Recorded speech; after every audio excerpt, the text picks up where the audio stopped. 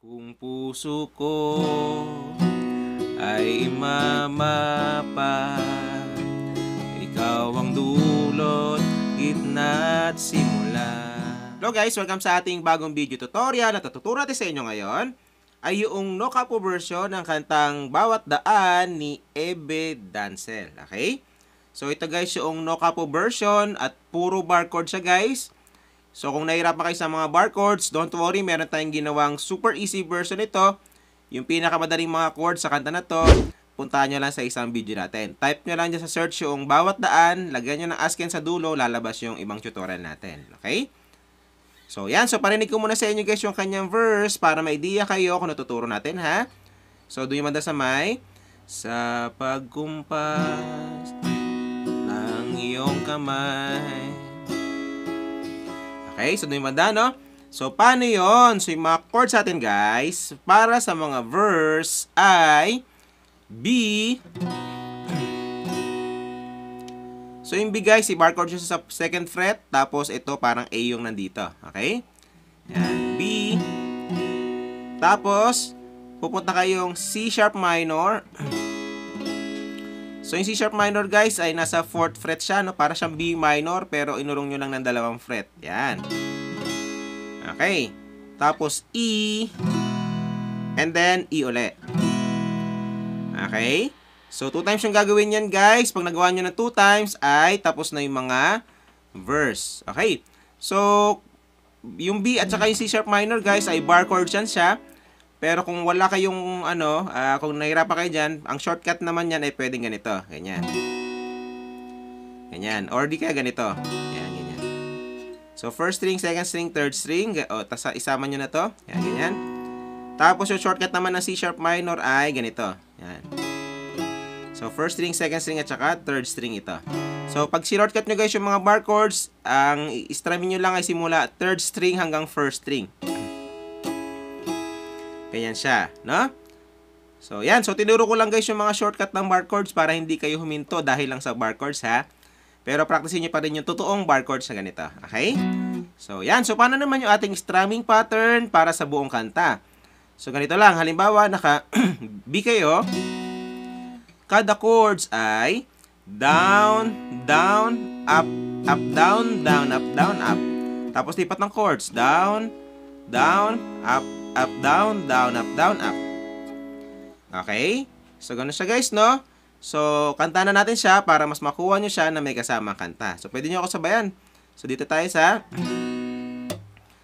sa pagkumpas ng iyong kamay, aking landas, ginagabay. Tapos, ulit-tuloy yun. Sa 1,000 duda, sa luluksa. Okay? So, yan. So, ganoon na kadali guys yung mga verse. And then after nun, ay pupunta na tayo yung mga pre-chorus. So, doon yung madasamay. Kung puso ko ay mamapa. So, doon yung manda, no? So, paano yun? So, yung mga chords natin, guys, para sa pre-chorus ay B, tapos C sharp minor, tapos E, tapos E. Ayan yung first line ng mga chords. So, after nun, ay pupunta na kayong second line ng mga chords. So, B, tapos C sharp minor, tapos F sharp. So, ito yung bago natin guys, no? F sharp. So, yung F sharp guys ay para lang siyang F, pero pangalawang fret. Yan, F sharp. So, ang shortcut niyan ay pwedeng ganito. Halimbawa, ito. Simula third string, second string, third string, tapos ito lagay nyo dito. Yan, ganyan lang. Pwede lang ganyan. Or ganyan. Or pwede rin ito, ipitin nyo, ilagay nyo lang to dito. Yan. Ayan. Ito. Ayan, ganyan. Na? Tapos, pupunta kayong E. Tapos, G sharp. Ayan. So, yung G sharp, guys, para lang siyang, F sharp. Tapos, inurong nyo lang ng 2 fret. Yan. G sharp. Kung hindi nyo kaya yung G sharp na ganyan, pwede naman ganito. Yan. shortcut ng F sharp, ganyan. Ang shortcut naman ng G sharp ay ganyan. Okay? So, yan. Tinuro ko lang yung mga shortcut guys para hindi kayo mahirapan. Pero kung gusto yung matutunan yung easy talaga, punta nyo lang sa isang video natin. Okay? So, yan. So, same pa rin yung mga kanyang strumming pattern. Kanta na natin siya para mas makuha nyo. No? So, kung puso ko ay mamapa, ikaw ang dulot, gitna at simula. Nahanap din kita. Sa ganun ng mga chords na nahanap din kita. Tapos E. And then G sharp. Oh.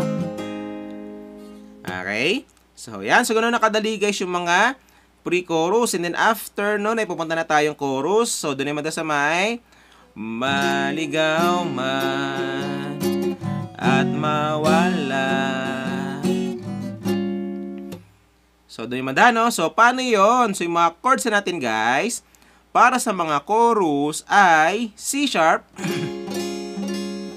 Yan. So, C sharp. Yung C sharp guys, para lang siyang B. So, inurong nyo lang ng dalawa din. Ganyan. Tapos, pupunta kayong F sharp. So, 9 times yun siyang gagawin guys, no? So, actually, ano lang yan siya? 8 times, pero ginawa nating 9 times kasi yung pang 9, yung pinakadulo, wala na siyang kanta.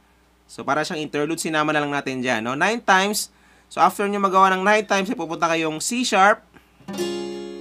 And then, merong 1 sa dulo. Nilagyan ko ng 1 sa taas niya. Ibig sabihin, isang strum down lang yan dyan. Okay? So, yan. So, same pa rin yung kanyang strumming pattern, guys. Kanta na natin siya para mas makuha nyo. So, maligaw man at mawala, umikot man sa kawalan, at kailan, sino't saan, ikaw lamang ang kasagutan. Bawat kanan at kaliwa, kung timog man o hilaga, bawat